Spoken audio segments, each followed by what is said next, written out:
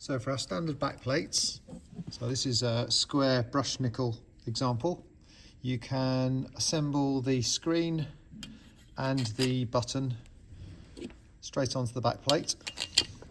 So you've got a thin washer on the back, you've got the little spacer ring, the screen, and then you can use the supplied back nuts to fix them in place. So this plate you can fit either vertically or horizontally, doesn't make any difference. And again with the button you've got the little washer and the spacer ring on the front, and then the back nut on the back. You need about 40mm depth in the wall to fit this. And then we've got self-adhesive tape on the back here.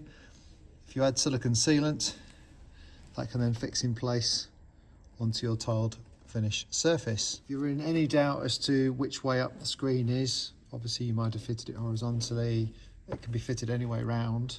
It's probably a good idea to power it up and just check that the messaging on the screen is in the correct orientation, and then gives you a chance to fix that before it's too late. So once the plate is in place on the wall, for any future maintenance, the control panel end is a very simple matter of just a bayonet connection to remove the screen, and if you pull the button off, you've got a bayonet connection for the button assembly as well, and the cables will be attached to the back of that.